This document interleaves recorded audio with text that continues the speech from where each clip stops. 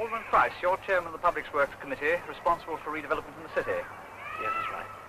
Well, that must have cheered you up a bit, those remarks you heard. Yes, they're the people we're really looking after. Well, now, you've had a lot of experience, both of new building and living in slums. Do you think people are influenced by their surroundings? Yes, certainly I do.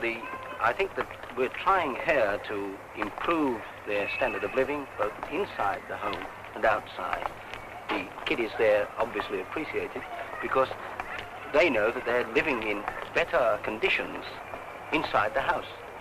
One's got to remember that the sort of accommodation they lived in before one would call caves. They're holes in the wall, not and they need to thrash around to exist, you know.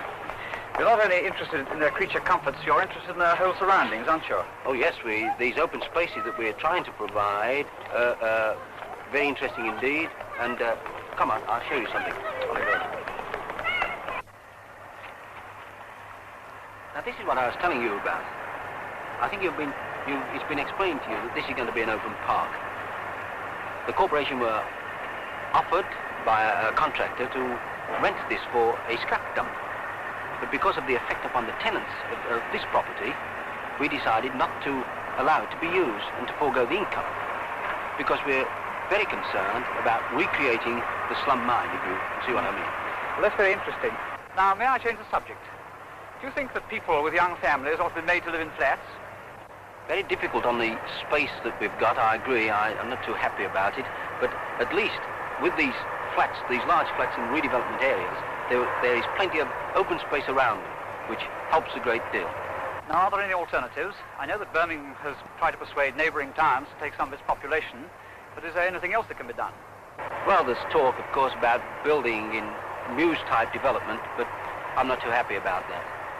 There seems to be something missing in the new estates. They don't have several generations of the same family living nearby. Yes, there's a problem there, of course. I agree. The old central areas, everybody's living next to everybody, as it were, where they meet at the local grocery store, where auntie and the son and daughter can meet and discuss their own problems, and they're very close together. But it's not too bad here, but there is a problem there, even so. Well, now, how are people reacting to all that's being done? Well, the reaction's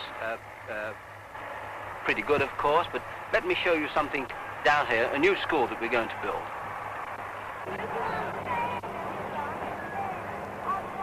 Now, this is the land I was telling you about upon which the school is to be built. It'll be built in an undulating parkland. And I'm hoping, and I believe it will be true, that Birmingham will be one of the most beautiful cities in Europe when this redevelopment job is completed. Now, over here you can see some of the type of property in which I was born. Slum property. It is my ambition that no one ever will be brought up in houses like this ever again.